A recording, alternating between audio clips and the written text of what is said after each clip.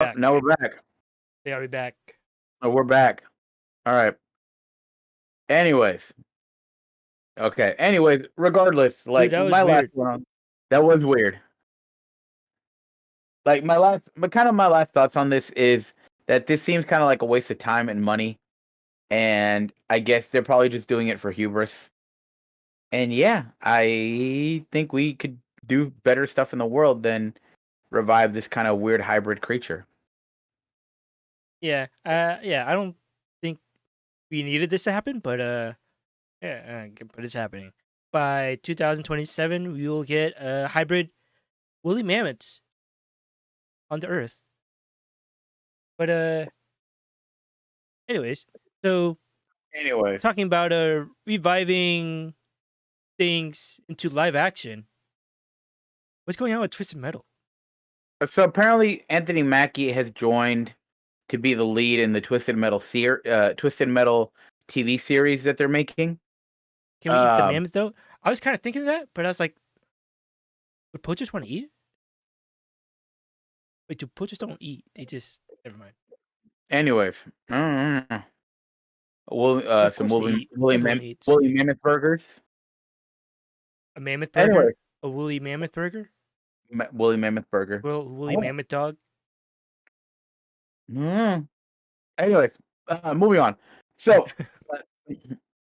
star Anthony Mackie, who played the Falcon, or also is now spoilers, Captain America, is slated to star in the live-action adaptation of Twisted Metal, where he would play the amnesiac hero John Doe, who is a motor-mouthed outsider who would earn a better life for himself, but only after delivering a mysterious package through a post-apocalyptic wasteland. Who's It's being John written. Doe?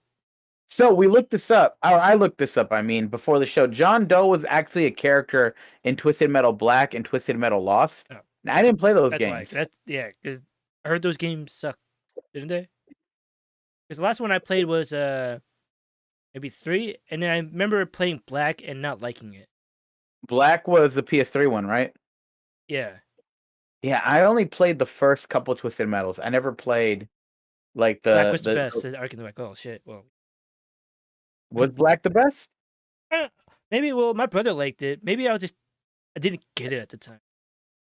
I know the one they did for was it PS4 or PS3? There was one they did that was like all online that they called it just Twisted Metal. I heard that one was trash. Yeah. But this kind of lines up the fact that they're kind of moving along forward with this Twisted Metal series, because there was a report also, I think that was on VentureBeat, where Jeff Grubb, the journalist or the writer of the article, also put out there that they are thinking about reviving, or they are going to revive the Twisted Metal series in conjunction with the TV show. Oh. So does this mean we're going to have a playable Anthony Mackie in the game? Wow, we can get to play as Captain Falcon and as John Doe. We're going to play Anthony Mackie in video games. We're going to play as Papa Doc. What if, like... All right, Eminem DLC. Follow me with this, Mikey. On Twisted Metal. So the concept of Twisted Metal, right? It, like, basically, there's Calypso, who's this guy who is, hinted, or at least they kind of imply that he's like the devil, right? Granting people's wishes. What if you play the game as John Doe, and it's like Anthony Mackie's model, and his wish is to be able to beat Eminem in that one fight in 8 Mile? That'd be great. Anyway, I would go ahead. probably vote that for People's Choice Awards, honestly. Fuck, I don't know. And like, I'm not really sold on this TV show because they said it's like a high octane action comedy that's being written by the Deadpool writers, which, I think they did a good job with Deadpool, but Deadpool and Twisted Metal are not really the same tone. So if they try to make Twisted Metal the TV show with the tone of the Deadpool movies, I think it'll just fall flat.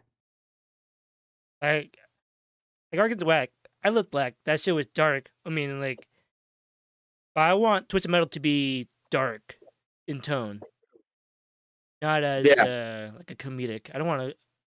I mean, I guess Twisted Metal can be funny, but like I don't want to be like a comedy.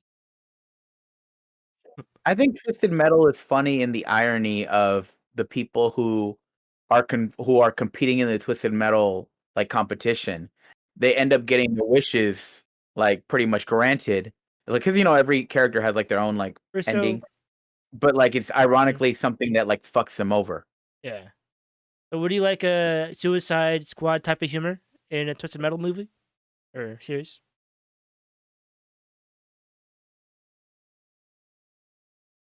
No, I think it has to go darker. Yeah, I agree. But so yeah, so we go from uh, this is my This this is yours. oh wait, So, this is anyways, yours. like before, no, Twisted Metal was mine. Oh yeah. But before we move on to the next show, let's do our halftime show and tell. Oh yeah, that's right. See I right, and you can see how it's affected me. But yeah, what have you got for us this week? All right, so I got another anime figure. Of course, of course. An Maybe Android? one of these days. No, it's not an Android actually. I got this one a while ago. Mm-hmm. I want to say earlier this year from the store in Berkeley called Kimono My House, which is pretty dope. No, actually it's not in Berkeley. It's in Emeryville. But it is from my favorite anime of all time. It is a Yu Yu Hakusho figure, which let me show it off. Right, her. So it's Yusuke Urameshi right after he got into a big fight. I don't know what is that a hiragana or kanji? It is both. In the Japanese writing of both hiragana and kanji, he's saying some stuff that I can't translate because I only took Ask. beginning level. Only took beginning level Japanese, but this is one of my favorite figures. It's pretty dope. I like how it kind of looks like it looks like a comic book panel, and I still have the box, which is very 90s ish. So I'm excited. I'm not excited. I'm really content with this purchase. It only cost me like $15, which you might Nice. think is a lot for like a small figure, but as me and Mikey have discovered within the last couple of weeks, figure collecting is expensive. It is. And oh yeah, I succumbed to actually well I didn't really succumb to the Nendroid thing because I was like, man, I have Miles Morales Nendroid. I don't have a Peter Parker Nendroid. I need to like I can't just have one, not the other. So like, all right. So I bought an Nendroid. I think last week, earlier Yeah. this week. Yeah, I don't know when it's coming because it's coming from Japan. Did you buy the Peter B. Parker one?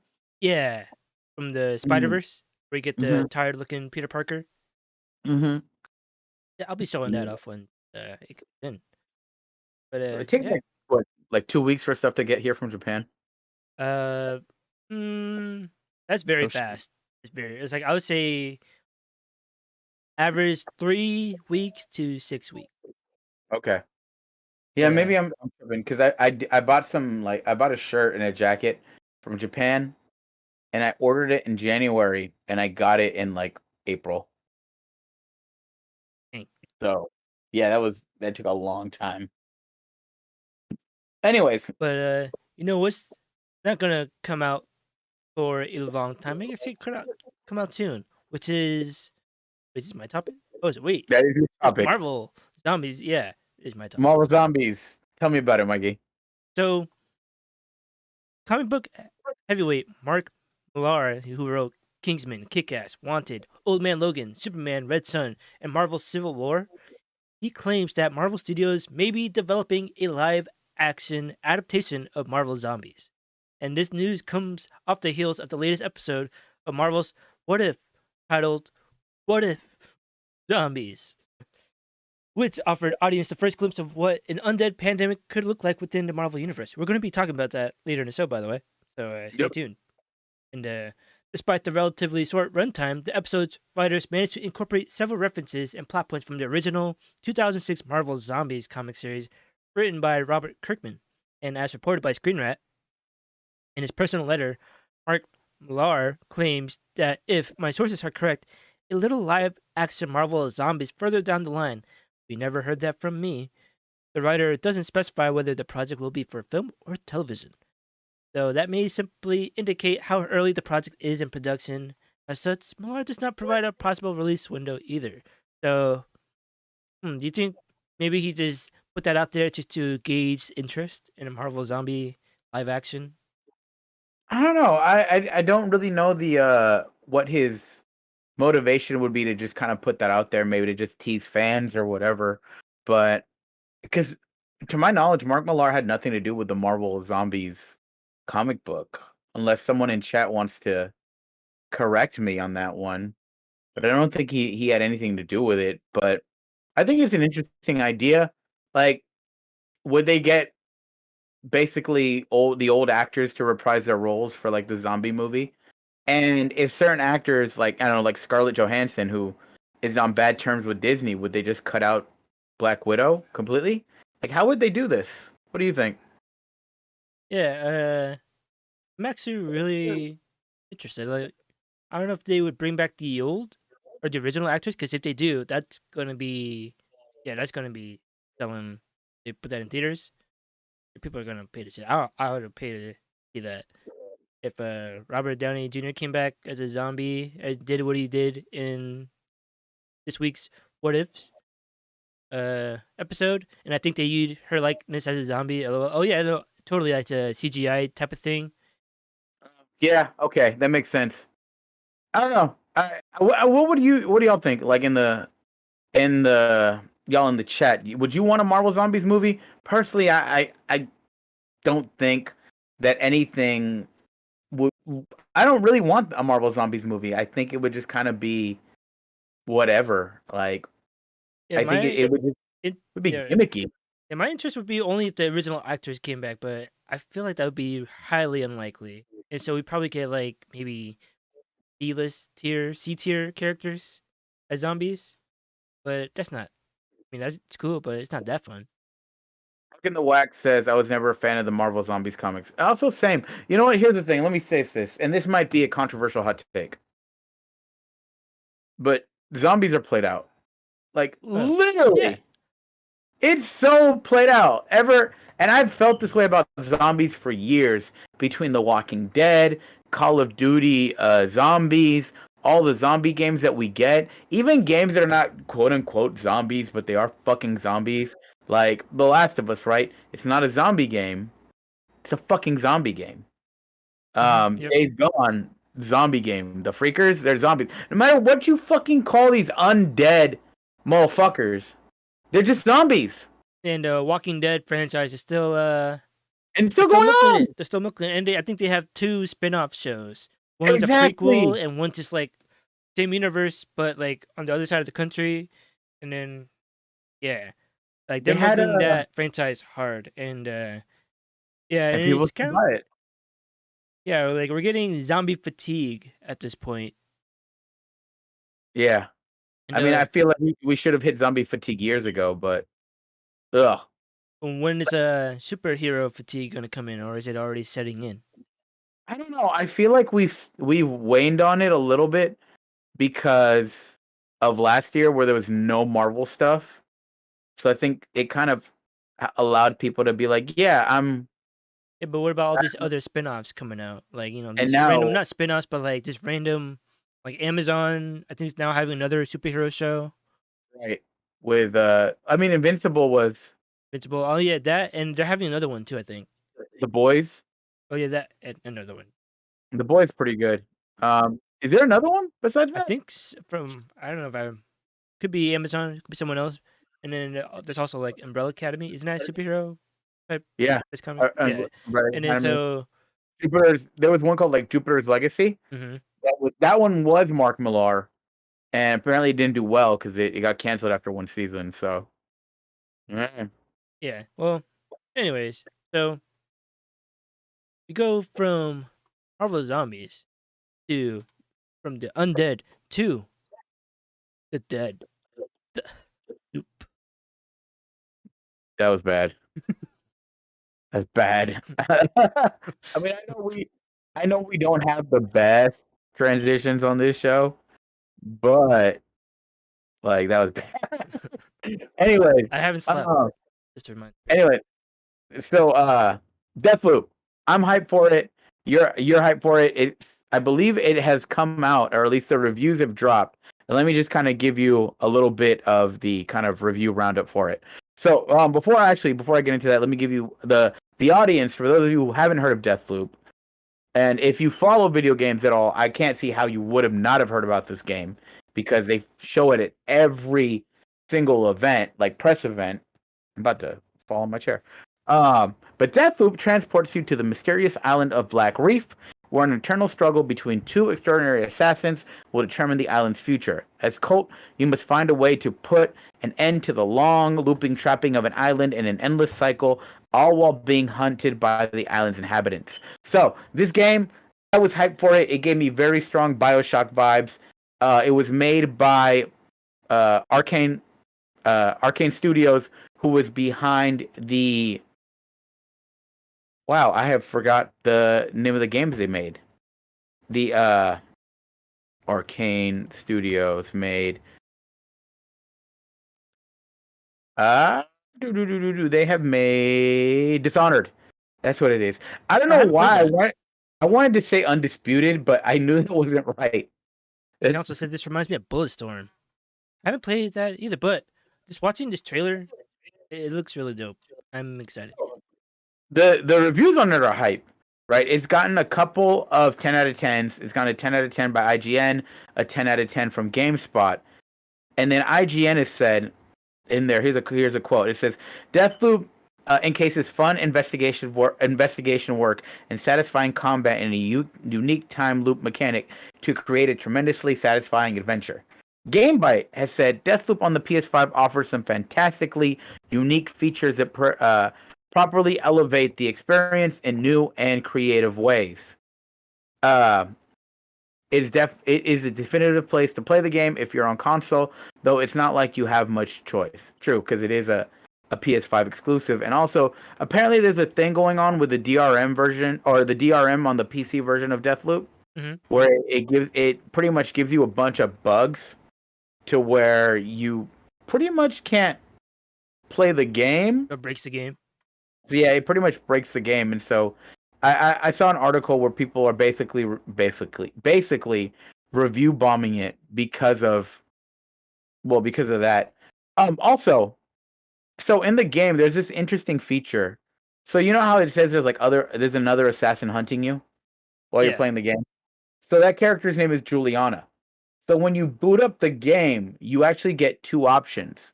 You can either play the game as normal as Colt, right, and kind of go through the story mode, or you can hop in as Juliana and you can go and invade in someone else's game while they're playing and be the second assassin to hunt them down. Oh, so that's how the multiplayer aspect comes in?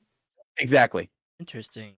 Wow, that's really cool. And to hear that is getting really high praise, that has me even more excited. Like, yeah, the marketing was like kind of overbearing, and I was like, all right, I'm kind of tired of seeing Deathloop, but now I can't wait to play Deathloop.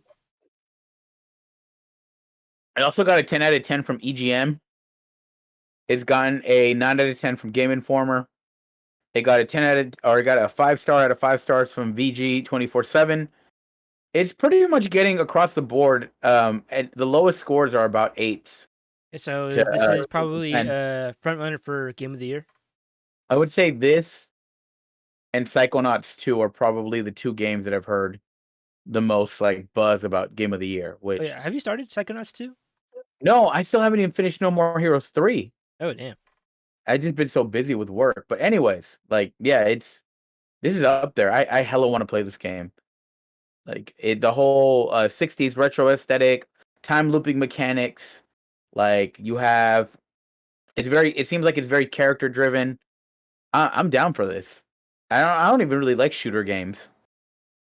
Yeah, like wait, is this out already, or is that a very early trailer? What? When is? So, like, wait, did I write that down?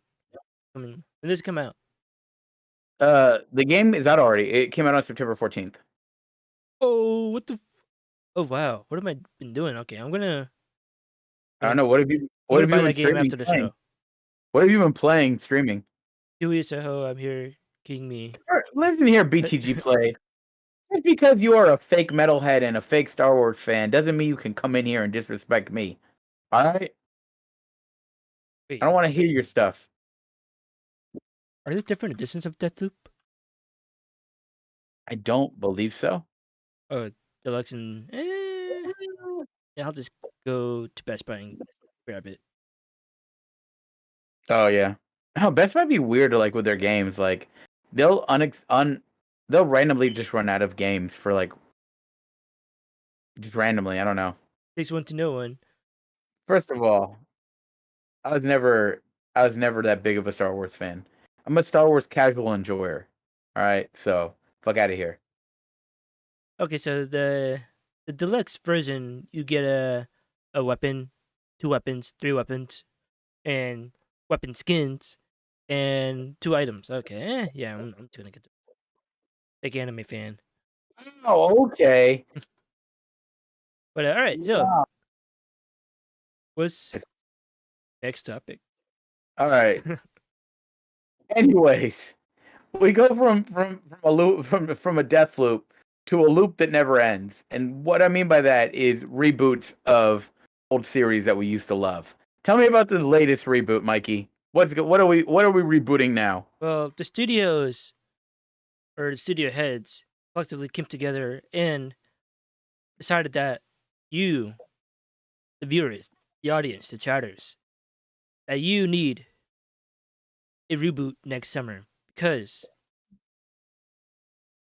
I Know What You Did Last Summer was a moderately successful 1997 horror film in which a group of teens, played by adults by the way, in true horror movie fashion, accidentally kill a guy, decide to cover it up, and then, spoiler alert for a 2-decade-year-old movie, 24 years old, technically, he comes back for revenge. So this is connected to the first one. It's not exactly groundbreaking stuff, especially since the premise is based on an urban legend that predates the film itself by at least 30 years. So you may be thinking, why would I ever need to see a reboot of that? Well, in an episodic format, no less? Well, no one cares what you think. So you're getting an I Know What You Did Last Summer Amazon Prime series starting October 15th. Yo, that's next month. Don't worry though. The show's creators have found an ingenious method of keeping the material fresh, relating an arguably 90s story to the youth of today. So, what if it was the exact same scenario, but the killer has social media? This is the dumbest thing I've ever heard. And is I it don't know. kind of Well, a CW premise show? this does sound like a CW thing, but it's Amazon. Um, God, who was the killer in the original movie? Wasn't it like the dad? No, it was some fisherman dude. Actually, I don't even know like Did the you? I exact haven't seen person. this movie in like no, because I know there was a guy that they killed, and they thought it was one dude, but the killer was actually that dude's dad, or something like that, or someone's. Oh It was wait, are you someone's talking about the dad. second one? Because the first, No, the wait, can you guys? first one. Someone in the chat know? Who was Just the killer in the first movie? who memorizes the lore of I Know What You Did Last Summer? Please lure us up. Yes, the Is it fisherman. the Okay, yeah, fisherman? thank you. Okay, I don't know. Part two was the son of the killer. Oh yeah, I remember. Part two sucked. I Oh remember when god, that came out. I was like, oh snap, let's wasn't that go, and part I watched three? it, and it sucked. There was part Wasn't three. that part? There wasn't there a part three that had nothing to do with the first two? I think so. I would not God, be why? surprised. What is the point of this? Like, I feel like I go on this rant at least like once every show where it's like, who wants this? Who asked for this? No one cares about I Know What You Did Last Summer enough to make like a reboot that if you want to watch that movie, go watch that movie. Like updating it with like, ooh, now we have text messages and social media is gonna do nothing because kids of today are gonna say this is lame because it's the same shit they could watch on a fucking CW TV show. It sucks. But Why? this time, they're going to watch it because their parents have Amazon Prime. Oh god, I hate this. Well, whatever. At least it comes out soon, and we'll probably hear about how it's not that good. Yeah, and the second movie, I Still Know What You Did Last Summer, I feel like suffers the same problems that Scream 2 had. Because I remember I always confused those two movies because they're like the same exact movie. Hey, Like whatever happened to? What happened to Jennifer Love Hewitt? She's like a Lifetime network. She makes a bunch of movies on that network. Really? Like a Lifetime? Yeah, like Let's she has see. a Lifetime career thing going on. She still looks very pretty. Kind of same with the uh Jesse's wife from Full House, the one that snuck her The kid one that into went, college. the one that went to jail? Yeah, I'm Becky? yeah. Yeah. Oh, really? She's one of those? Wait. Lori Laughlin. Yeah. Yeah. Thank you, Ark in the Wax.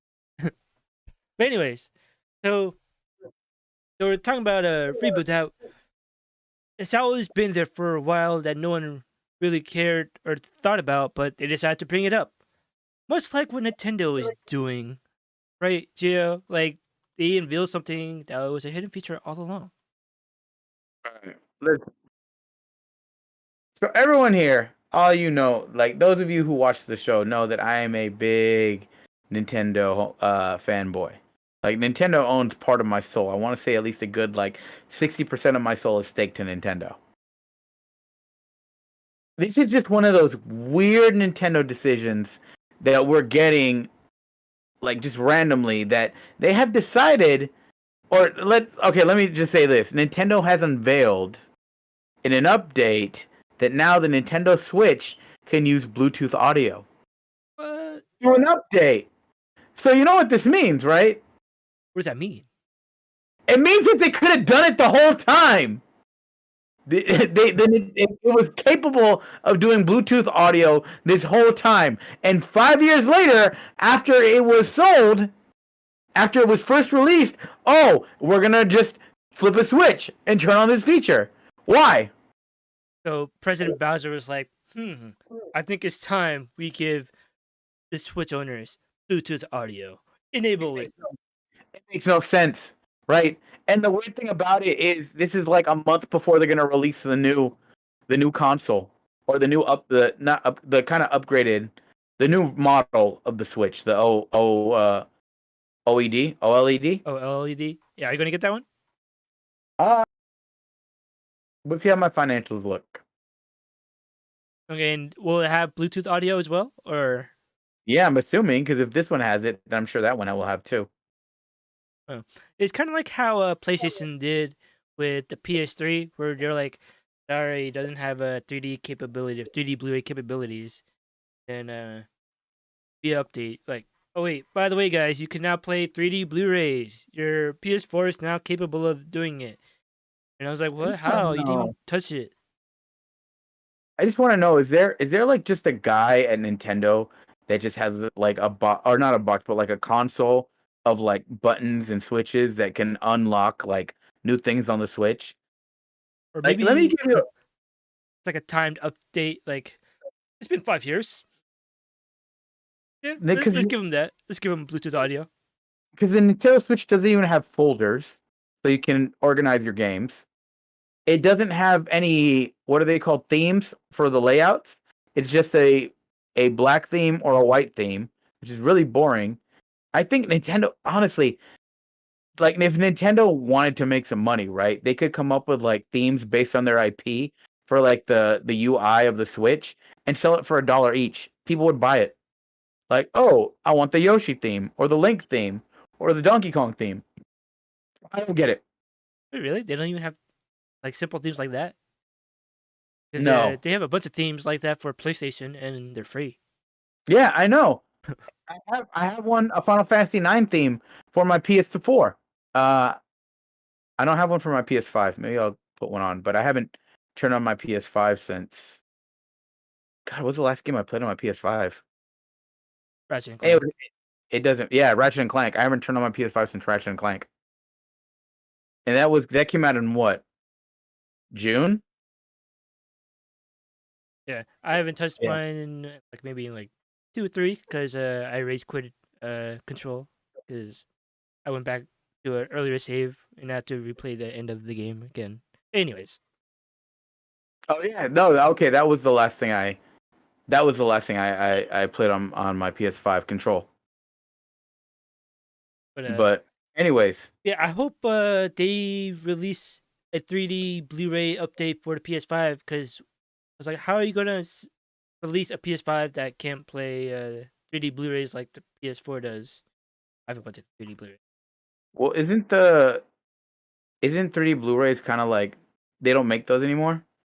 Uh, yeah, but I'm just saying the capabilities of the PS5 should be able to do it if the PS4 could have done it via update. Mm-hmm. I don't know. It's kind of weird how like backwards compatibility on certain things, like you would think that, oh, the PS4 can do it, so the PS5 can do it, but sometimes that's not the case. It's weird like that. Yeah. How do you feel if the OLED LED did not have Bluetooth audio, but press was the That would be so dumb. I'd be so pissed. But it's like I know you can do it, right? I don't know. I think I might get the OLED version just because there is a way to link the two consoles, and that way I can what's the word I'm looking for? I can link. no, I mean I can have one on the go and I can Oh, have one at home at all times. So yeah, I'm thinking about doing that. Anyways, right? We go from Nintendo, who seemingly always misses the mark, to someone who always seems to make a shot. Tell me about what's up with Hawkeye, Mikey. that's good. Good one. Thank you. Thank you. Uh, yeah. So the Hawkeye series has a secret weapon. So in the form of a fan favorite character, Hawkeye, aka Kate Bishop, the young woman who took on the superhero name when Martin was temporarily dead in the comics. Haley Steinfeld is playing the other Hawkeye on Hawkeye. And this trailer introduces her and teases the exciting archery-based adventures that the two Hawkeyes are going to get up to over the course of the series. Hawkeye will also feature Vera Farmiga as Kate's mother, Alakwa Cox as Echo, and the return of Florence Pugh, as you guys know as Yelena Belova from the Black Widow movie. And Hawkeye is starring Jeremy Renner and Haley Steinfeld will premiere in 2 months in November. So yeah. Are you excited for this? Yeah, I mean, I don't have superhero fatigue yet, so I'm excited for all this Marvel stuff. If anything, like I don't know, I would say that the TV shows have been kind of varying on quality. I Mm. would say they usually start off pretty well. They usually start off pretty strong, but except for Loki, I feel like WandaVision and Captain God damn it, Captain Falcon, Falcon and Winter Soldier. Can Why be. don't we just call Anthony Mackie Captain Falcon? I think that Or would just make or it's Papa Doc. Papa Doc. Anyways, I think those two shows didn't stick the landing on their final episode. Mm. Loki was the only one where I was like, yo, this is excellent, like all the way through. But I would say there is always some degree of quality in all these Disney Plus shows. So yeah, I'm excited for this one, even though I'm not the biggest Hawkeye fan. He was kind of the biggest goober in all the movies, but we'll see. And it was always like the butt of jokes in the Avengers movies. And you're like, "Hi, Yeah. I'm Clint." They're like, "I don't care." And then like WandaVision's like, "Oh, I'm freaking out." And it's like, "Hey, I'm just a dude with arrows." And then yeah, I'm curious to see what the tone of this show is going to be. And also, do you think it's going to follow the typical Marvel Disney Plus formula where it starts out as a fascinating exploration of a theme, such as grief, self identity, or the other one, race, and Grace. then forget about it. That theme in the last two episodes to reveal the big bad who's behind it all along. Yes, absolutely. I mean, it still works. So Yeah, I think they're going to stick to that same, and which would be nice if they didn't, but whatever. I'm really excited that the fact that Florence Pugh is going to be part of the show. Yeah, same. So, what is that faction that they're going to hype? Right, the faction that is it Secret Avengers, Young Avengers? What? That you think they're Young forming up Avengers. with Miss Marvels?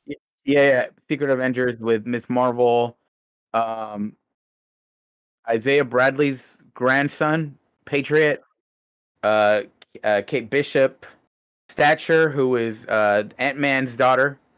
Yeah.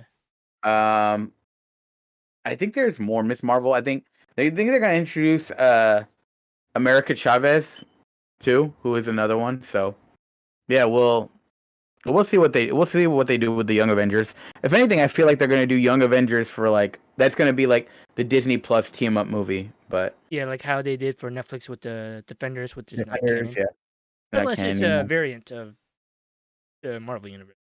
It probably is. I'm sure that's how they're gonna explain everything. Like the Agents of Shield is probably a variant universe. Defenders is a variant universe, and that's just how it is. Yeah, and so do you think this will for a Highly Steinfeld Hawkeye movie, or will it be just really regulated to TV with all the other Disney Plus, kind of like the Defenders? I don't think we'll get a movie. I don't think anyone's looking for a Hawkeye movie. But we'll see how Kate Bishop does. We'll see I mean, how Haley people Steinfeld does. felt the same way about Ant-Man. Yeah, but I think Ant Man, I mean, Ant-Man is cooler than Hawkeye. I know. Ant Man also came along the times when they were still kind of establishing the MCU, and like when you really think about Marvel superheroes, you take out all the X-Men, the Fantastic Four, and you just have like kind of the Avengers license. Like you've already done Captain America, Thor, and Iron Man. And out of those three, even like before the MCU, they really weren't that popular, right? And then you what do you have left? I mean, you have Ant-Man. Like, okay, he can shrink, and that's a power that no one's ever really done before. So at least it's unique, right? So I think that's why people were kind of, okay, Ant-Man, we'll give it a shot, and it was successful. Yeah, and so let's just move on to our next topic because it's more Marvel.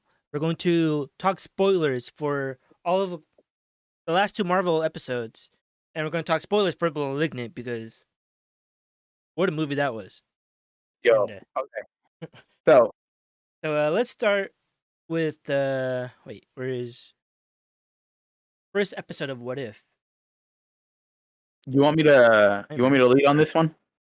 Uh, yeah. So Marvel Zombies. All right. So Marvel Zombies, got the timer up. Yep. All right.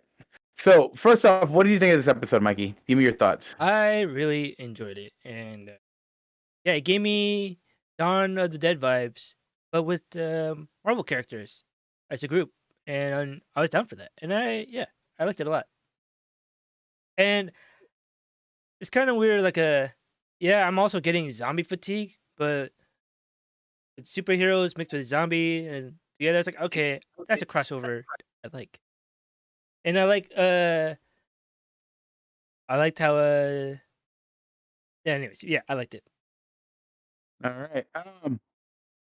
Okay. So I wouldn't say I disliked it. I didn't love it. I didn't hate it. It was kind of whatever on it. I just because of the fatigue, and then I think also the short run time was kind of it's been the downfall of the What If series.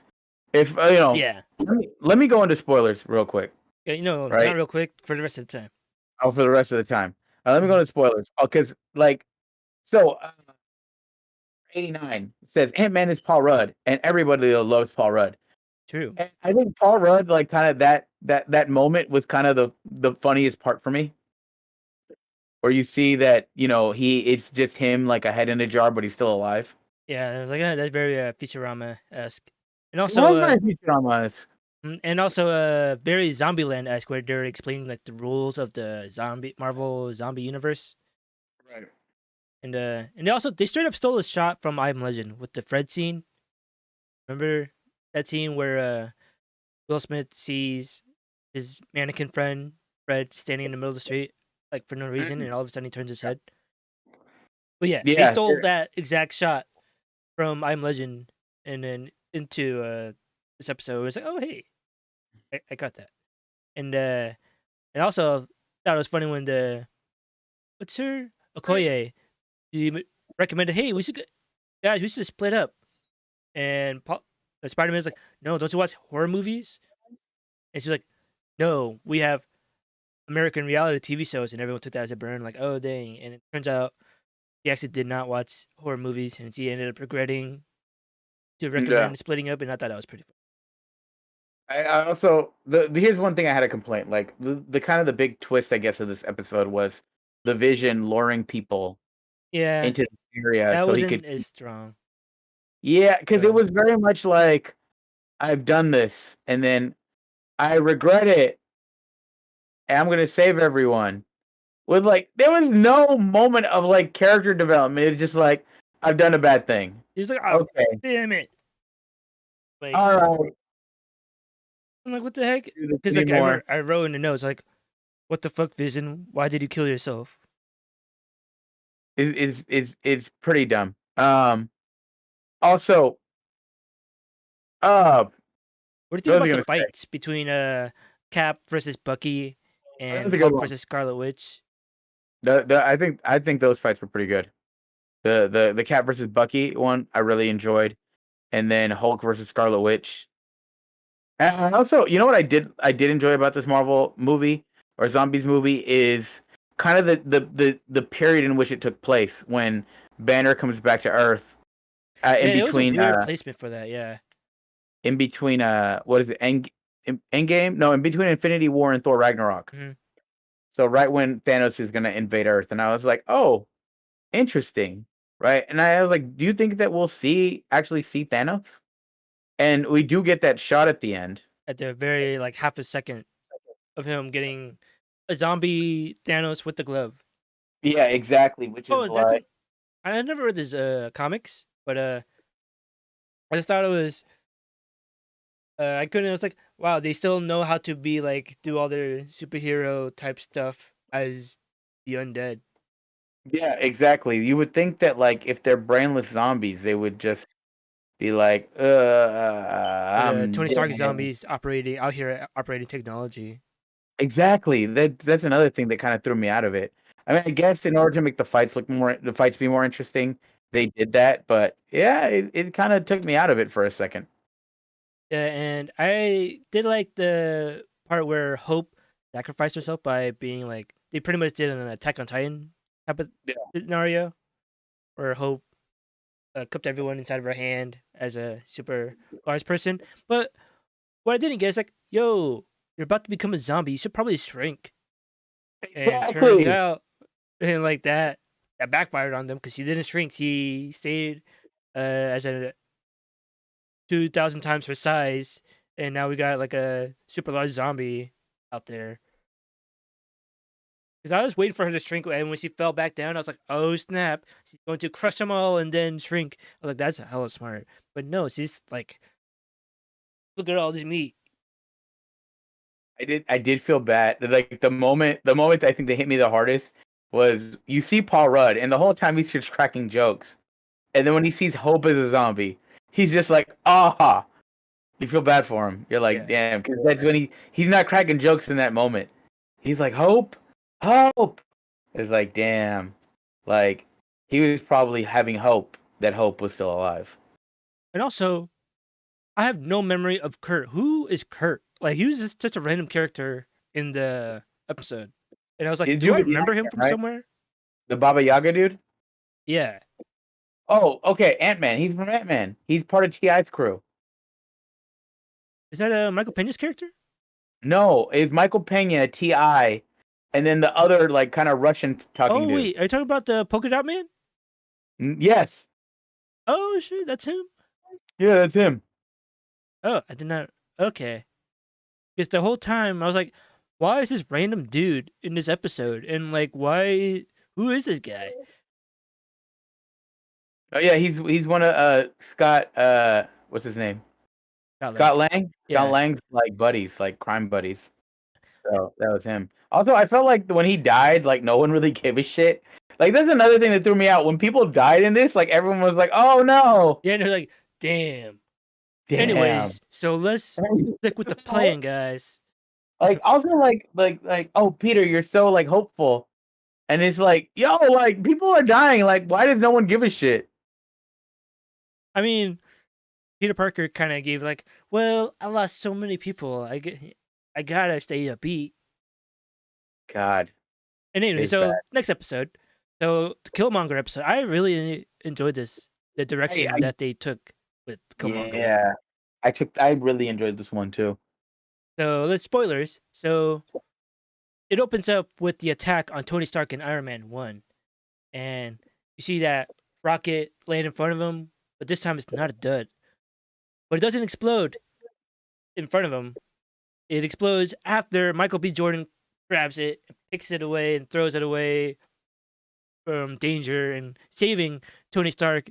And so pretty much the entire episode, Killmonger is orchestrating his rise to power by he gets second in command of the Tony Stark Industries by exposing Obadiah Stane.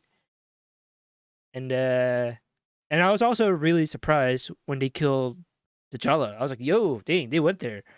Yeah, there's a line in this episode where Killmonger, when he's gonna kill Rhodey, right? And he's like basically talking to Rhodey like, "Whose side are you on? You put on their uniform, and go like perform for them, just for them to like kill your people."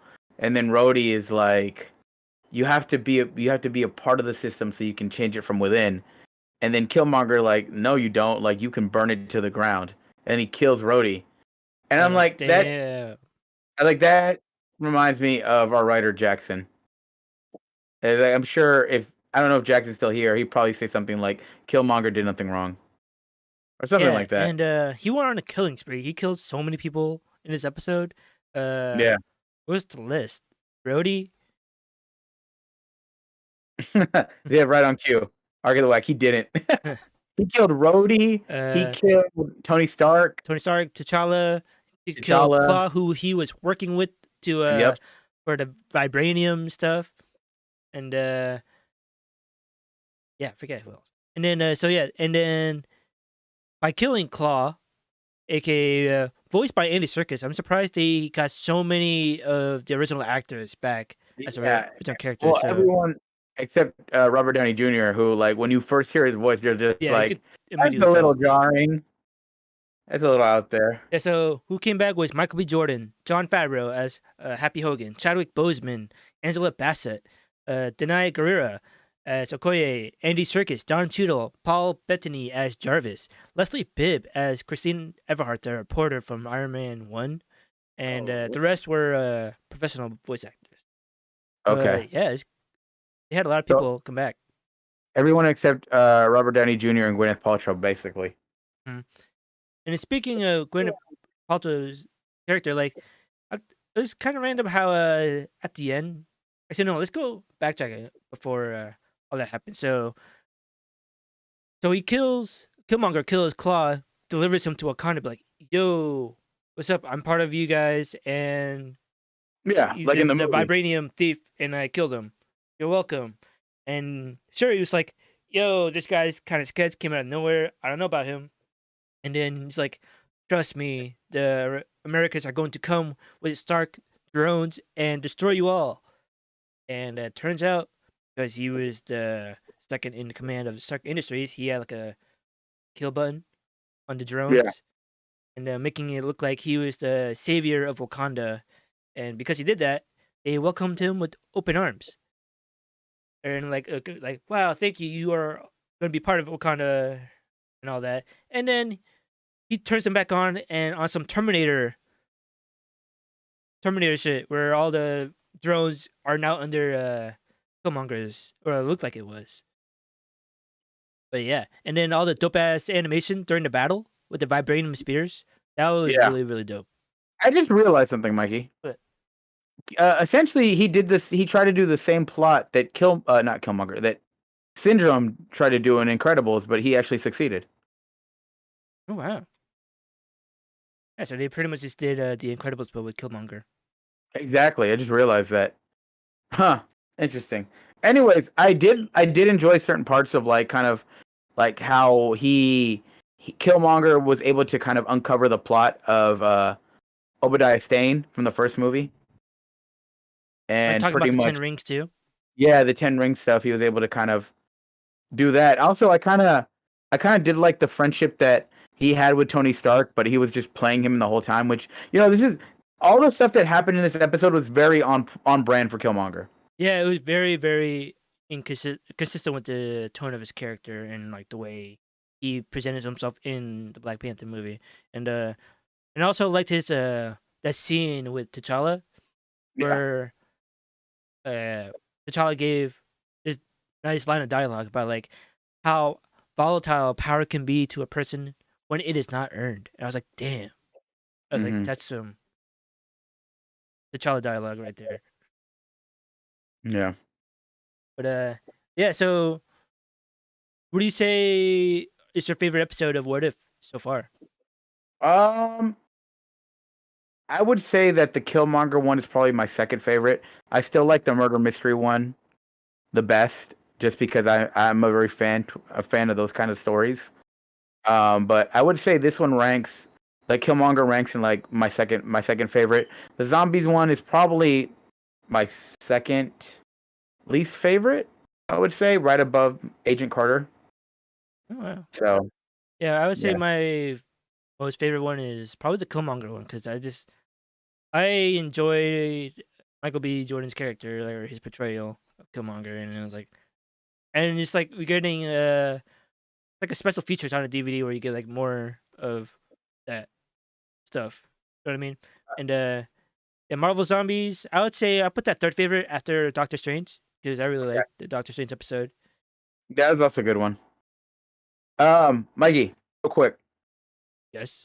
I'm gonna run to the bathroom real quick. So if you want to kind of give your Oh, thoughts on this, yeah, I'll be right back. BRB. yeah. So have you guys seen Marvel Zombies? Did you guys like it? Would you rank it as part of your or one of your favorite episodes of What If so far? Like I think Marvel Zombies and the Killmonger are in my top three with Doctor Strange. But yeah, and I'm actually really excited to talk about our next topic, which is going to be Malignant, a horror movie by James Wan. And I had no idea. Well, I'll probably save what I'm about to say about that when Gio gets back. But I was going to this movie like kind of like a tour, but I really, really enjoyed my time because not for reasons you think, or maybe it's reasons intended. I don't know. And yeah, we also have a lot of stuff in our post show. Going to be talking about. So we're going to be talking about.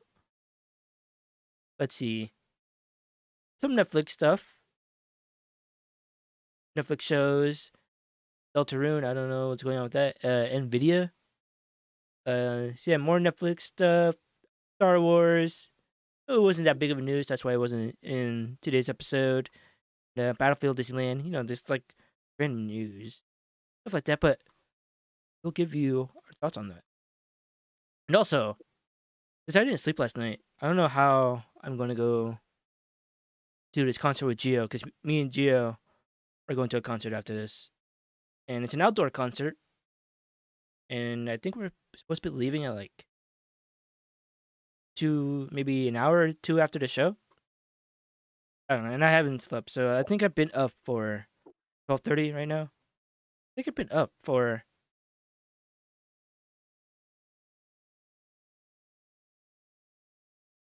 26, 27 hours. I woke up around 10-ish yesterday. Yeah.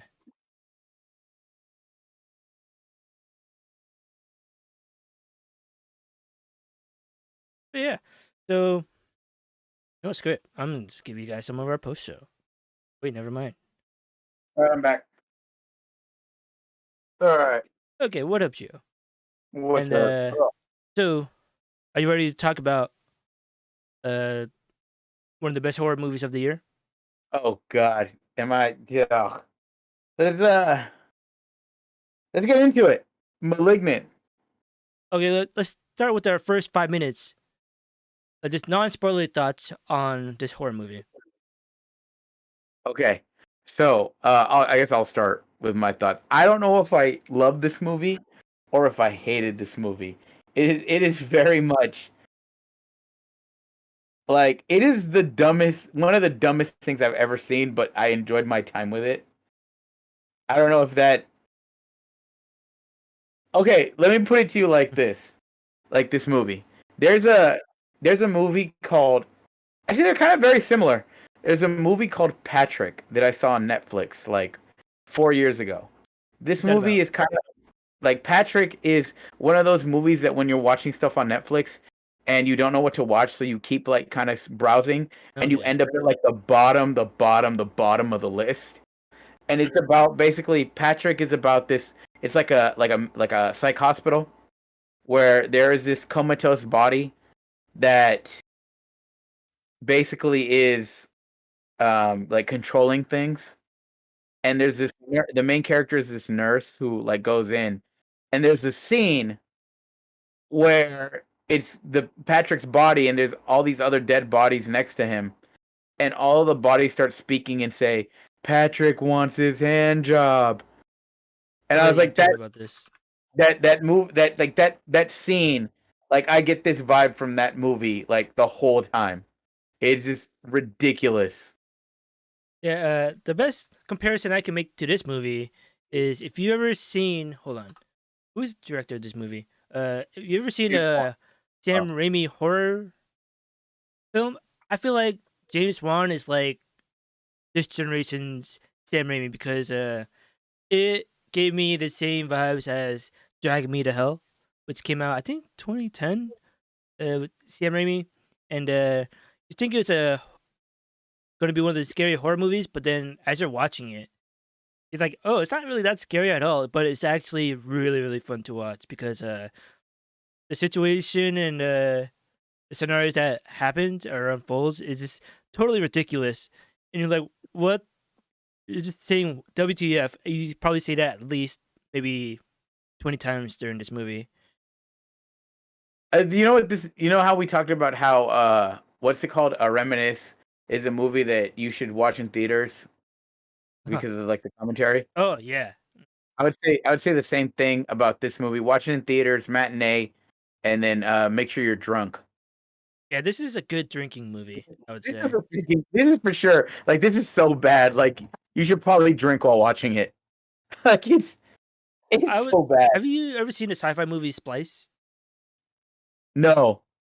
Oh, okay. Well, because I would say put the weird, what the fuckness of that movie mixed with the ridiculousness of Sam Raimi's Drag Me to Hell, and you add some weird paranormal. Actually, I don't even know it's paranormal stuff, and you get this movie, and yeah, and which I enjoy both of those movies, which means I enjoyed this movie a lot because it is like I said, it's not well, not bad, but it's one of those like so cheesy that it's good or so bad that it's good. Like I would put on same tier as Drag Me to Hell. Because if you ever seen Sam Raimi's Drag Me to Hell, then this is the exact type of tone that that this movie's going for. And I was really expected to be scared because I was like, man, I don't want to do like uh deal with some weird stuff. But the direction this movie goes, are you frozen, Gio? No, I'm here. But you're frozen. Am I?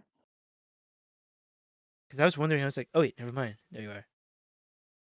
But yeah, I had a good time movie, and I want to get into spoilers because I wrote so many notes for this one. I pretty much like just wrote what my thoughts for every scene, and I'll. You mind if I go through it? Yeah, let's go. Let's go through it. So, intro. This random thing escaped from his room. We don't see it, and then I said, "What the fuck is happening?" And then the nurse says he's drinking the electricity and controlling the machines, and I'm just like, what? What does that even mean? And the whole scene reminded me of the Jurassic Park uh scene in the beginning with the raptors, with the cage getting out, and they're Yeah. like, and this demon thing came out of the room, and they're like, bring it back in. And then the dialogue of this movie is just so cheesy because the nurse It's so bad. the nurse says, because I wrote him down, you've been a bad boy, Gabriel. And then he responds, well, I'm gonna kill you all. And it was just the first time they heard him speak. Earn spoilers, by the way. And when they heard him speak, it was like, whoa, never mind. He speaks. This is crazy. All right, it is time, dum dum dum, to kick out the cancer. And then to I like zoom in and how the dramatic music. And I was like, I like how what is happening? the music like was swelling and then just stops for her to say that. Yeah. And I've noticed that like the musical direction in this movie, like it knows what it's doing because it's just like we're gonna go for the cheesiest fucking moments.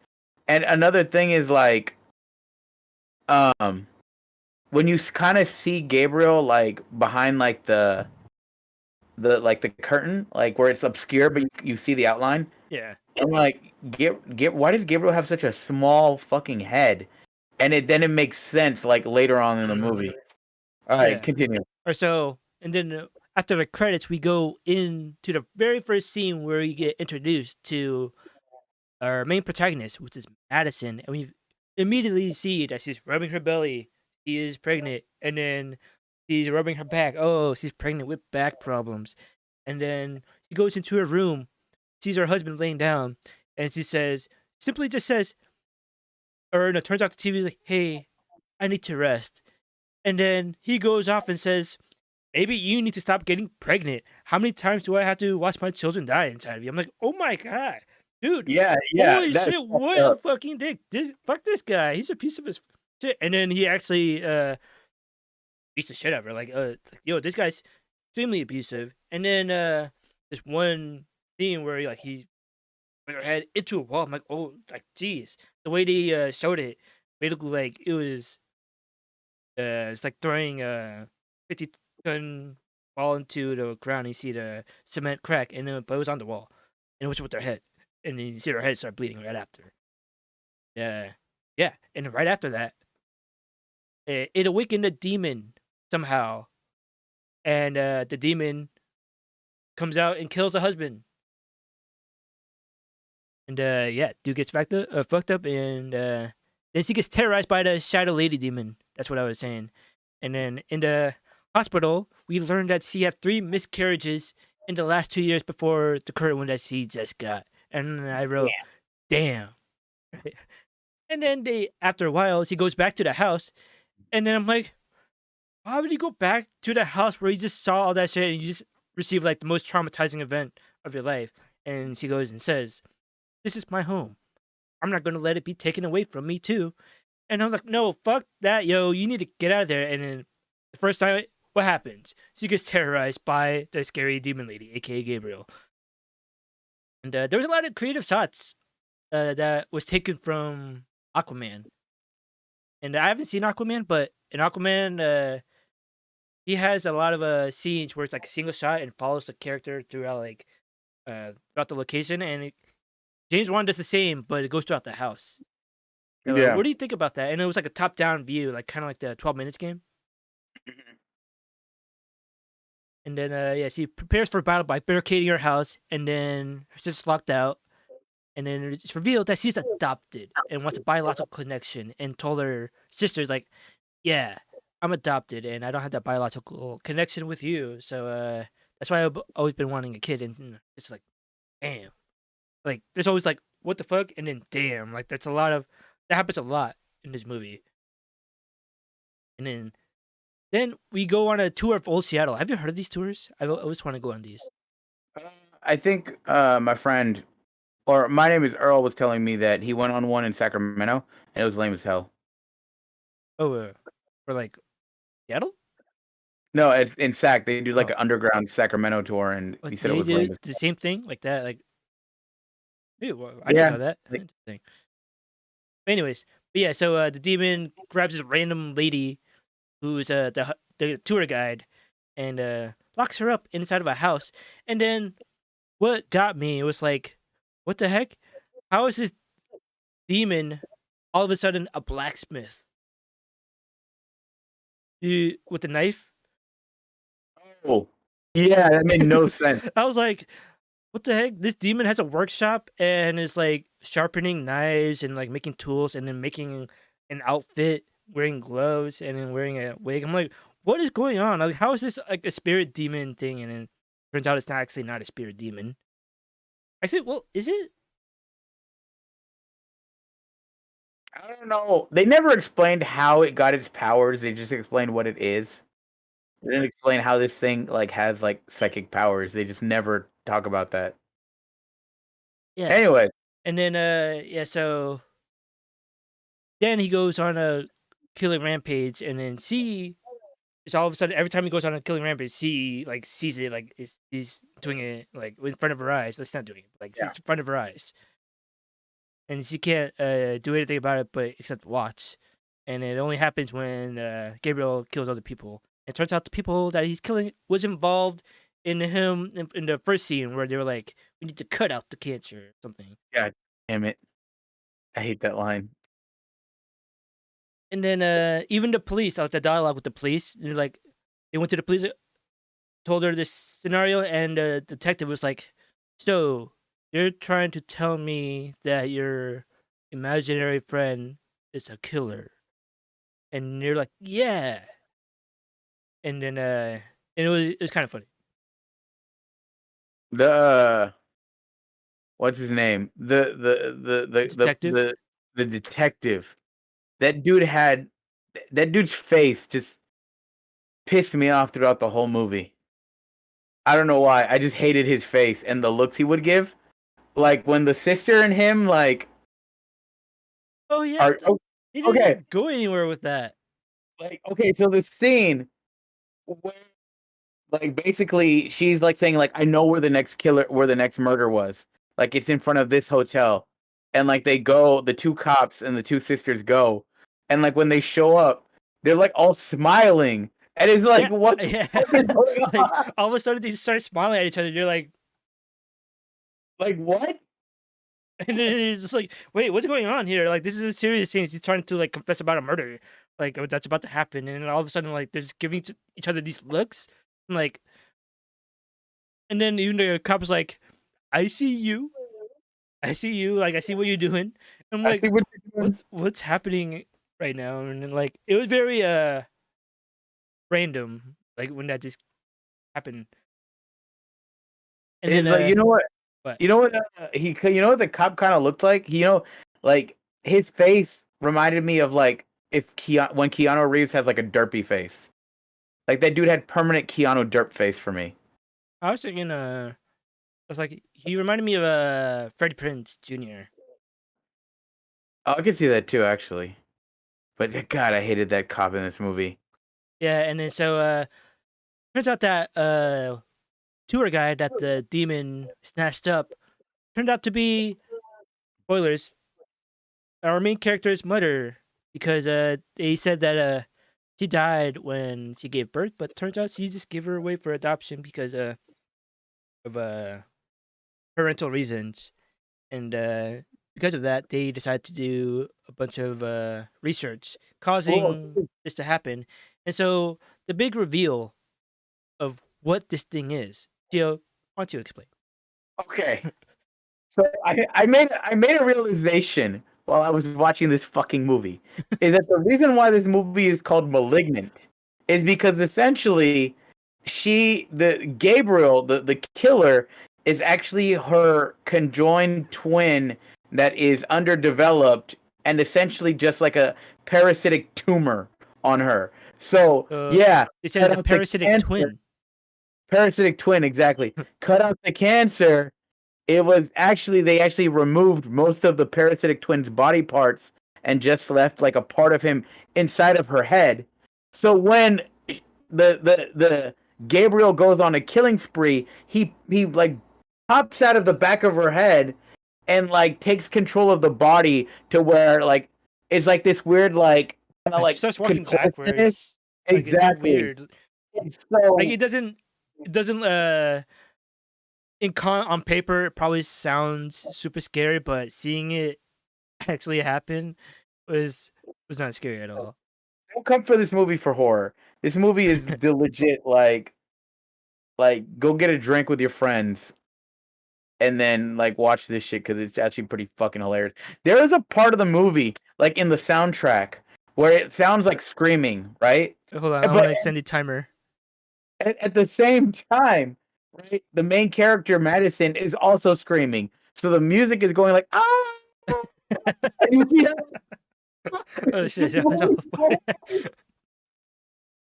And then So bad. there's also a random scene where uh our main character gets locked up in prison, and all of a sudden her cellmates in this prison warehouse, like that cell was huge, and then the prisoners all of a sudden just started getting together, start beating the shit out of her Yeah, for no for like no reason. reason. They started like they walked up to her, started circling her, and they started kicking the shit out of her. I'm like, what is happening? Like, why are they doing this? And they're like, and they were smiling and laughing while they were kicking her. I'm like, why? And she's like, I don't want no trouble. I don't want no trouble. And then they're like, ha ha ha. Pop, pop. Like, jeez. Like, why are so many people in this movie unlikable? And then I have no idea.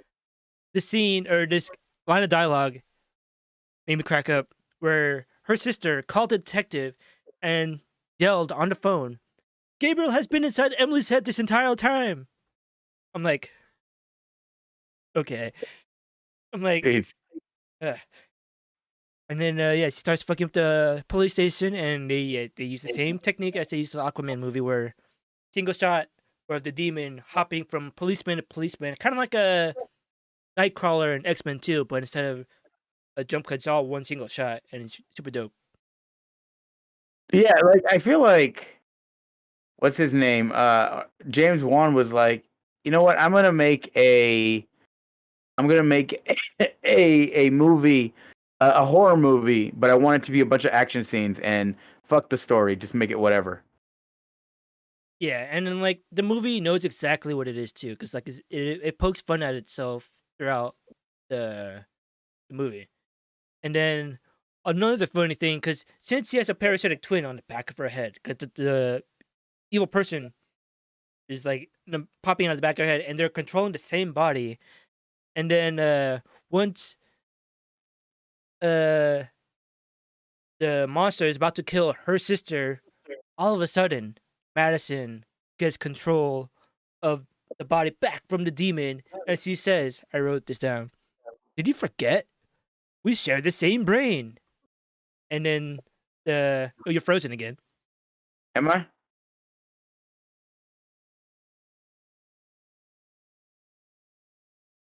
Am I not moving? No. Oh, you're not moving on my Discord. It's not my OBS. Ugh. Well, can you still hear me? Yeah. All right, that's the important part. Okay. Well, yeah. And then he responds, I can use your body better than you. And then she responds, my mind, my body, my everything. And then like she turns like Super Saiyan and like in control of her body and takes control and like fights back the demon, and then he regresses back into her head. And then You for, you yeah. forgot the reason why she was able to take control is because the sister, when she's about to get killed, she's like, Oh. Madison, he's the reason why you lost your babies. He's been feeding on them. He's why you had the miscarriage. Yeah. And then you just see her like wake up and like start like taking control of her body. God damn, this is so bad. And then at the end, they're in front of the Biomom, the tour guide, and they're having like a happy reunion. And then he goes, or Madison, our main protagonist, he goes, the blood connection I was seeking was in front of me all along. Oh God. I'm like, what the hell? And then I was like, and then it like, cuts to credits. And I'm like, hold up, no, that woman needs to go to jail. Like, she's a killer. Yeah, exactly. I mean, I guess if they can show all the like the evidence, they probably would put her in jail, but they probably put her in like a psych ward or something. Yeah, and then I was Or, like, but would you recommend this movie? Yes or no? uh, depends on who was watching it and under specific circumstances. Like I would say, watch this at home with some friends on HBO Max, and just keep taking shots because this movie is fucking ridiculous. Yeah, I would tell people it's a fun horror movie. Like that's my description of it. Like, yep, if you want to watch a, well, it's not a scary horror movie, fun. because Yeah. you'll have a you'll just you'll laugh.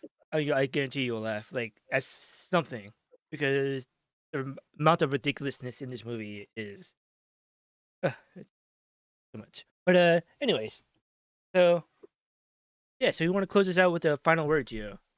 Yeah. Okay. All right. Here, give me the one, Mikey. Because I think I got this movie. All right. So for the final word today, never be afraid of failure. Because on certain occasions, you might fall forward. In the case of James Wan, who, while he failed at making a horror movie, this man gave us a whole ass comedy, right? Sometimes you will, in the effort of creating something, you will find that you have created something else that may not be what you wanted, but equally as important. In a sense, don't be afraid to fail. Don't be afraid to try new things because even if you don't succeed, the journey is the important part.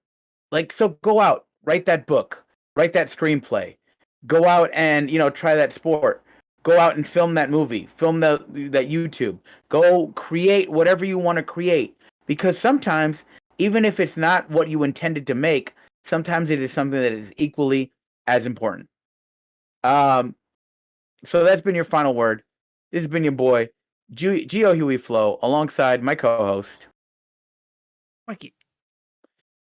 telling you to don't forget to hit up the post show. Don't forget to stay for the post show. We have a bunch of other things to talk about. Also, if someone can hit the command, the 1v1 command in chat, you can take a look at all our social media where you can see our YouTube, our Patreon, our Twitter, and our Instagram. Don't forget to check that out. Follow us, comment on our stuff, give us suggestions. Any feedback will be appreciated. And yeah, other than that, like I said, it's been a good week. We will see you all next week. Don't forget to stay for the post show. So, and also, for all you out there, stay thriving, stay surviving, and stay fighting. Peace. We out.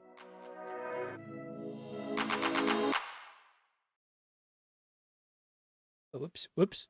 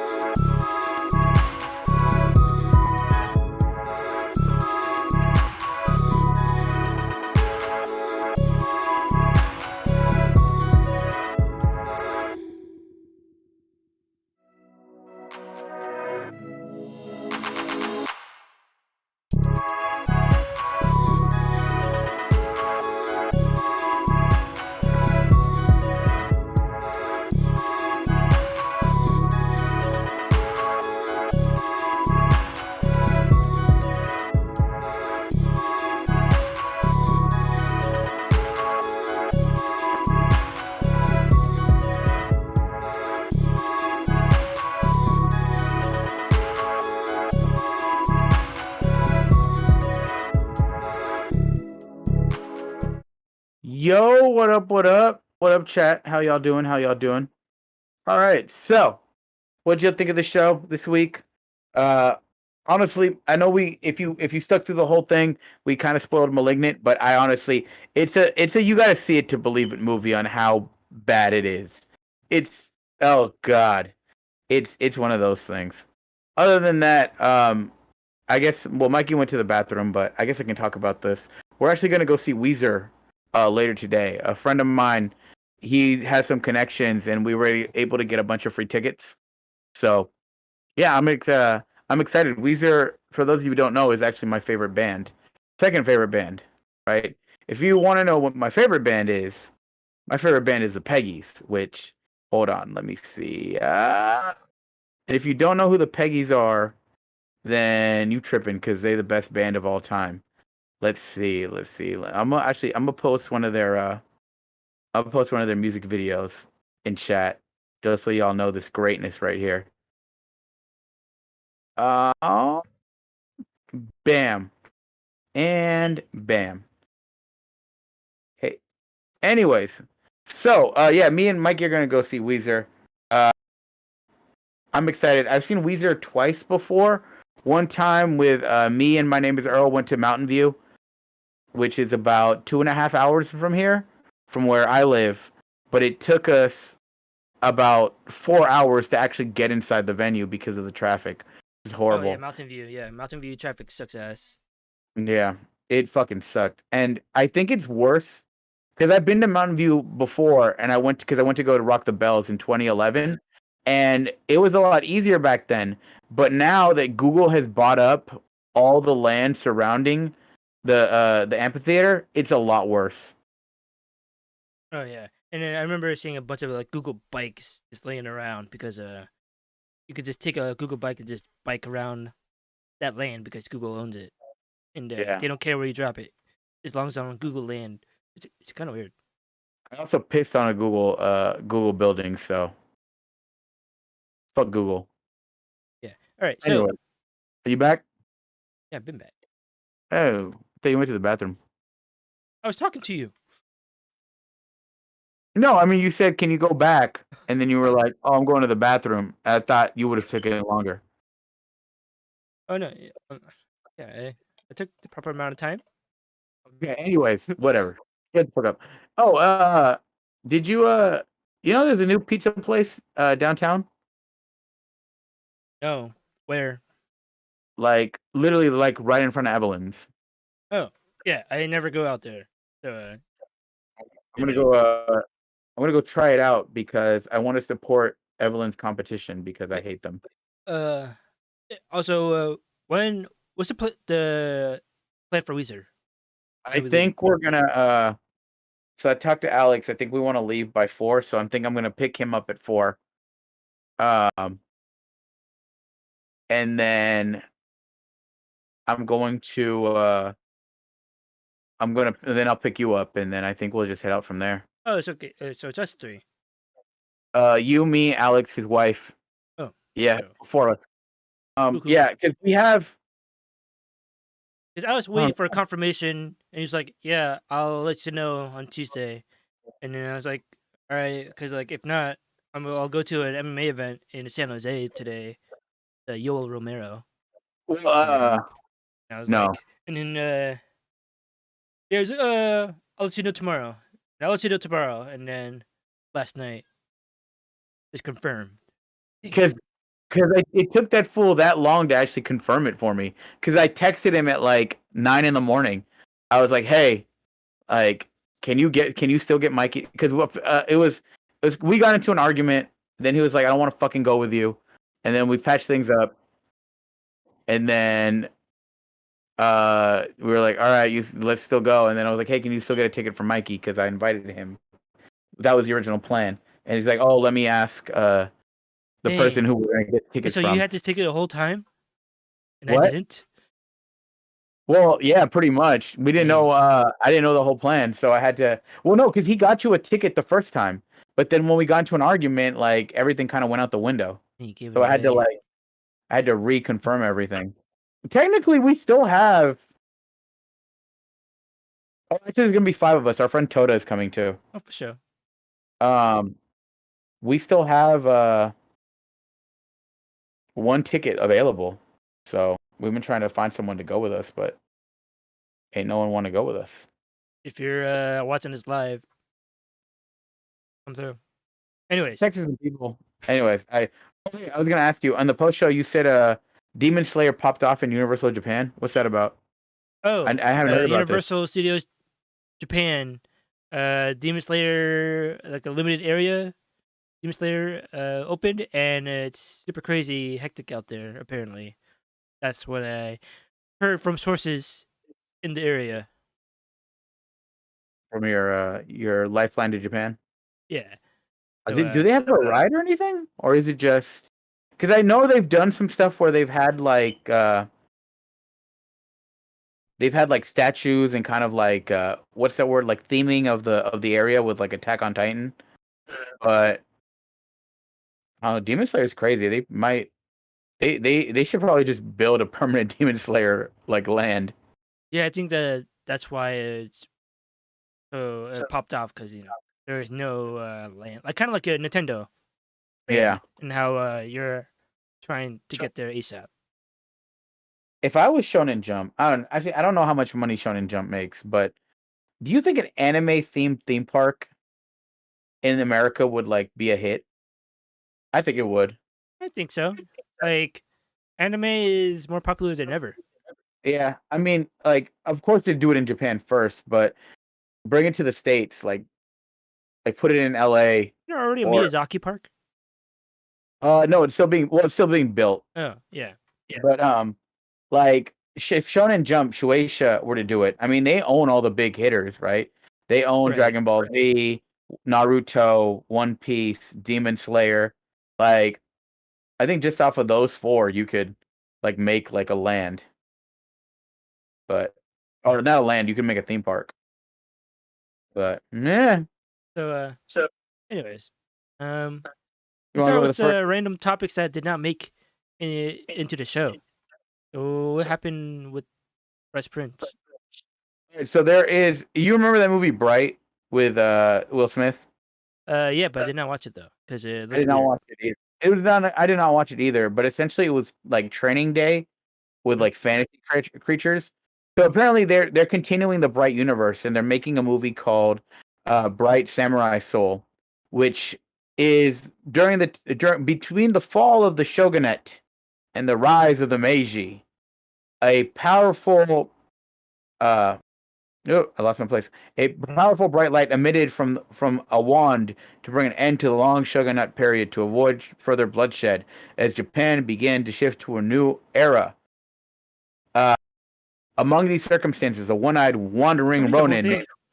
named Izo. Hold on, just lost his reason to live, and Raiden and Orc, who detest merchants, separately meet a young elf girl, and they team up and they try to destroy the evil that is going on. So this is an animated movie. It's going to be released on October 12th.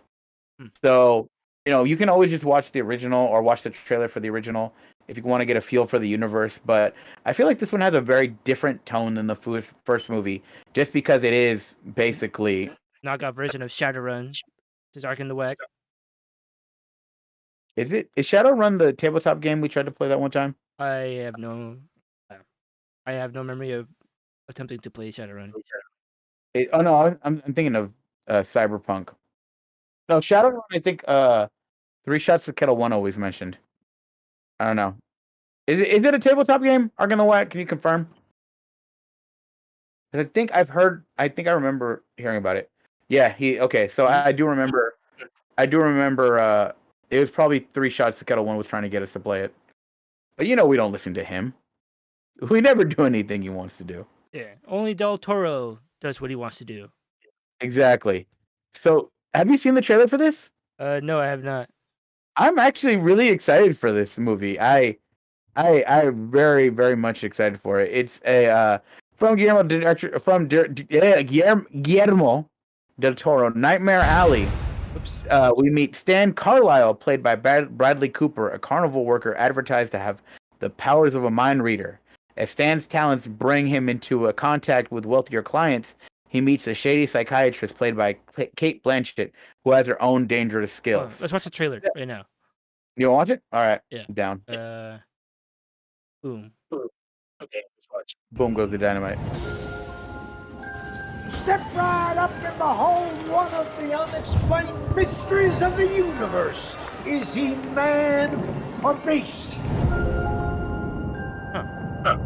This creature has been examined by the foremost scientists and pronounced unequivocally Yeah, I don't either a man. until I saw the the I am trailer. prepared to offer But you I'm very much into this. one I last like chance this. Maybe I have a to thing for like witness this supreme I don't know, like oddity. scary carnivals and stuff. But I'm very much forward to this. That's kind of Where surprised did because it like come from? Del Toro has so many things Begotten going on, by kind of like the a same George R. R. lust Martin. and threat that Like, got us instead of, all like, walking on finished this earth, books, but gone like, wrong that somehow in he always keeps maternal track of what he's womb. doing. Not Now, like, fit thinking about this, for it's living. good. Yeah, right? I'm excited for it. You know what? I still haven't seen Shape of Water. Is it a It's a beast? very interesting movie. And then I Or would is also it a compare that man? movie to its place. Okay. You're in luck because Someone told me tonight that you like will Shape see of him Water, the feed. creature in Shape of Water is the same creature as Ace of Come on in and find out. It's really good. Right? Is he man I'm excited or for it. beast?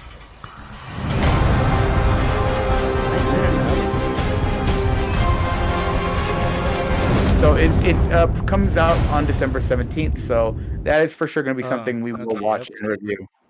An Oscar. I think that's gonna be Oscar bait. Oh, dude, I didn't even transition. Damn it! What? You only saw her face. I didn't like transition to like the actual trailer itself.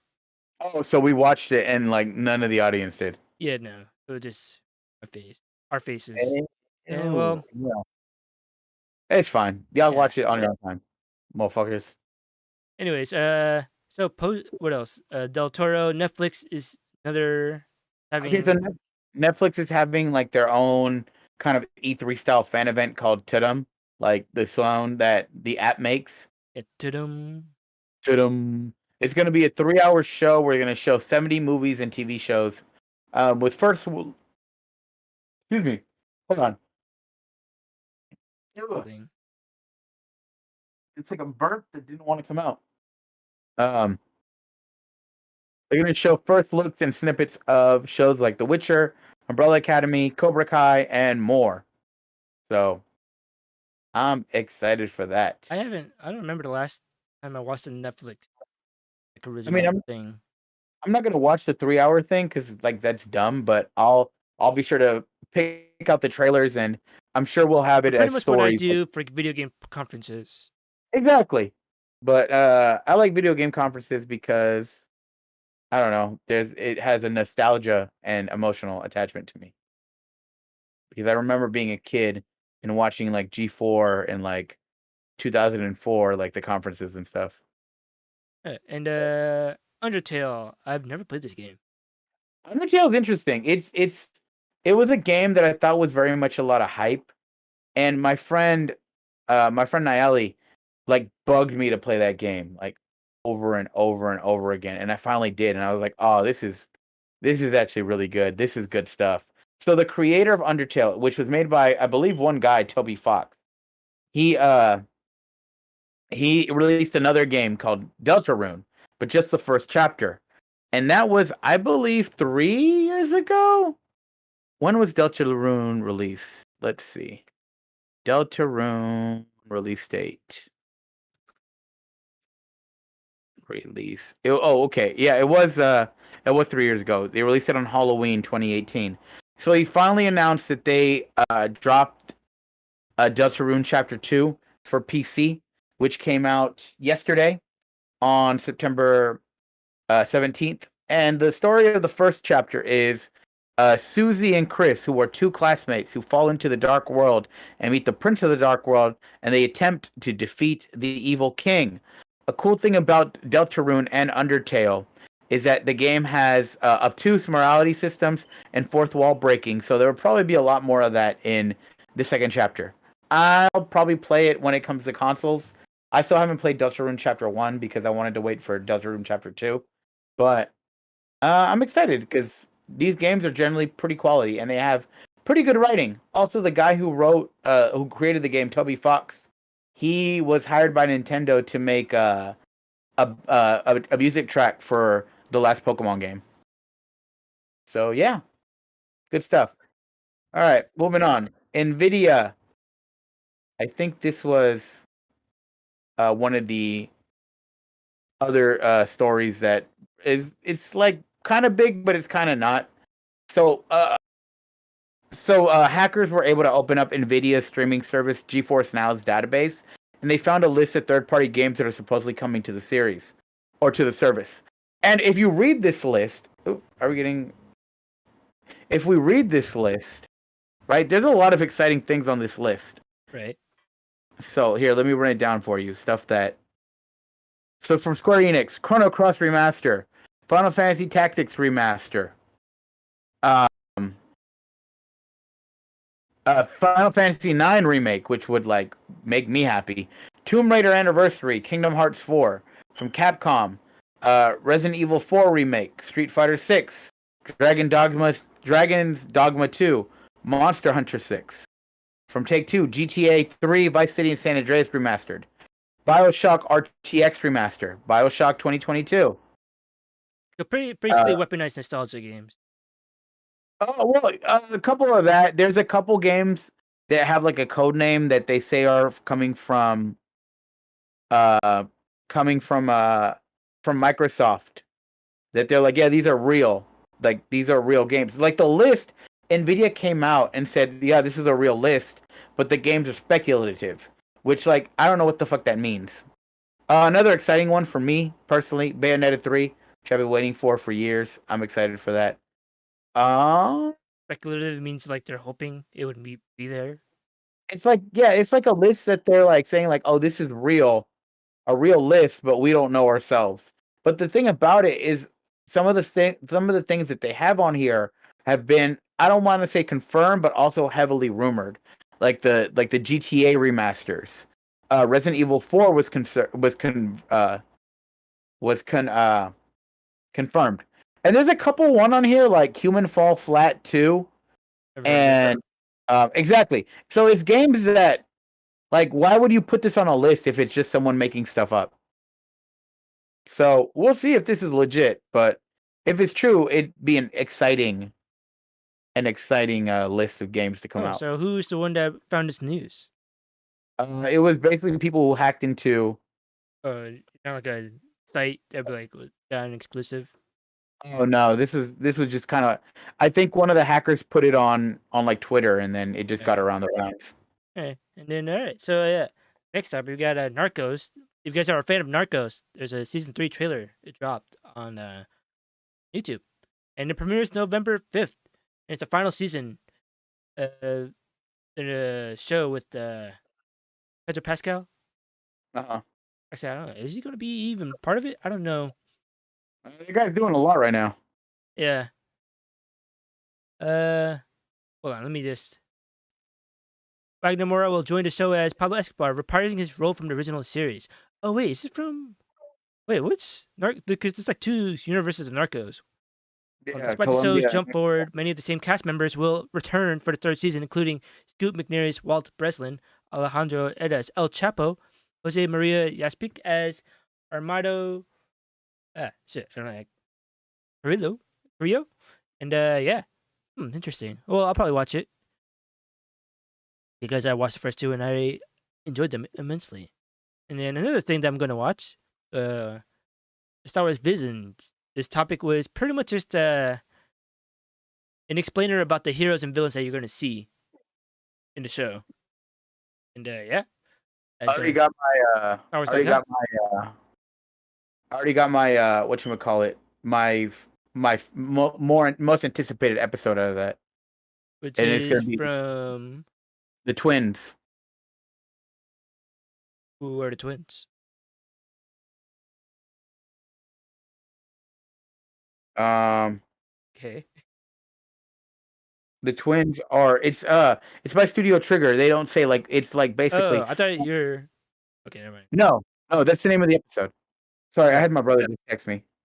Okay, and then a Nazi movie. After 80 years, the movie Europa has been found in one of Germany's archives, and that film was previously thought to be destroyed in forever, and no one would have seen it. But they found it, and Europa is called an avant-garde masterpiece that shows the representation of moral decay in Poland during the time that the director's experience. So, yeah, I'm actually looking forward to that. I like to see the footage that it contains.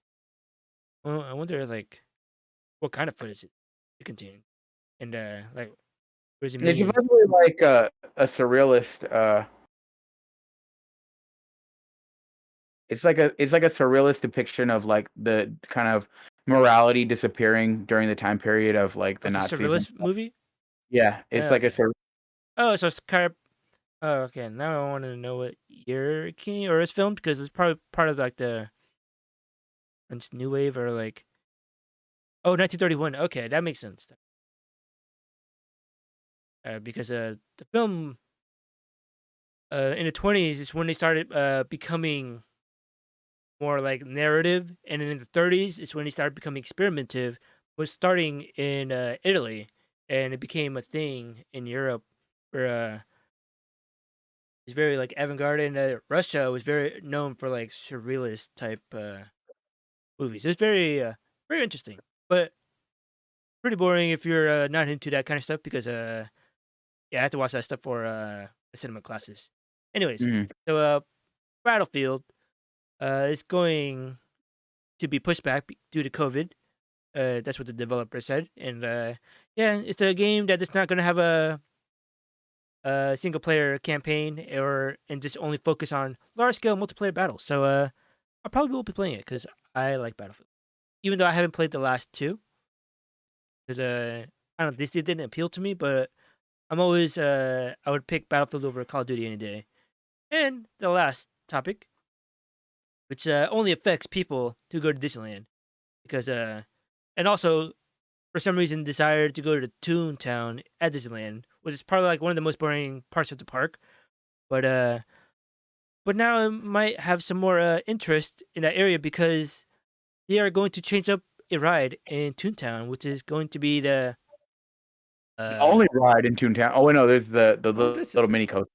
There's yeah the Goofy Barnstormer. I yeah with forgot the about that. Roger Rabbit ride in Disneyland. They're going to change the concept of it, where instead of Roger Rabbit being the main protagonist of the ride, it's going to be Jessica Rabbit, and she's going to be playing or portraying the Private Eye, trying to stop the Toontown Weasels. And yeah, and it's probably because the ride originally had Jessica Rabbit thrown into a trunk as a damsel in distress kind of thing, and yeah, so they're picking that up, and It's then kind of a weird move, in my opinion. Like I get it why they did it, but like there's other rides that I feel like have a higher priority that they got to change. yeah, probably most likely is because someone probably did an outrage campaign on the internet, which usually gets Disney's attention to change things.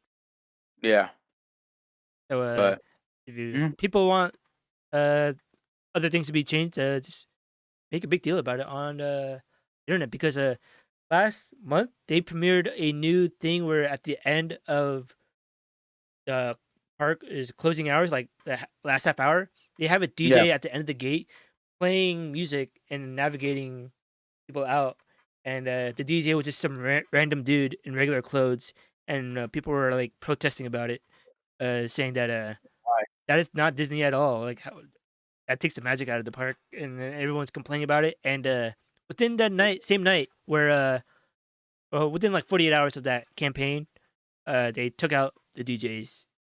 So yeah, so pretty much if you make a big splash online, anything Disney related, just know that Disney will is probably watching and it'll take notice. What are you looking at? People are idiots. There's a squirrel outside. Okay. I'm sorry, it caught my attention. Also, my chair is weird, so I'm sitting like this. Okay. All right, so yeah, that brings us to the end of our post show. Unless there's anything else you want to talk about? No, I'm probably just get ready for that concert. Yeah, I'm probably going to take a nap. Hopefully, I don't take sleep. And yeah, because I haven't slept What's in up? over 28 hours at this point. All right. Probably like I'm gonna go pick up Alex at 4, so probably be at Just your call place around 4, me. Just blow up my phone 4:30. when you're about to leave. Leave my house to pick up Alex. Or just blow up my phone when you're about to leave. Yeah, so I'll be awake by the time you get All there. right. Okay, for sure. Or yeah, All when you right. first pick up Yeah, him, Alex. All right. I'll call you then. All right then. And so yeah, that brings us to the end of our show. If you like, we saw, we got our socials up there, and yeah. And hold on, if I have. It didn't work last time. Oh, okay, I guess it's not working this time again. Oh well. But yeah, we will see you guys next week at 11 a.m. PST on the 1v1 show. Till then, see you guys later. Peace.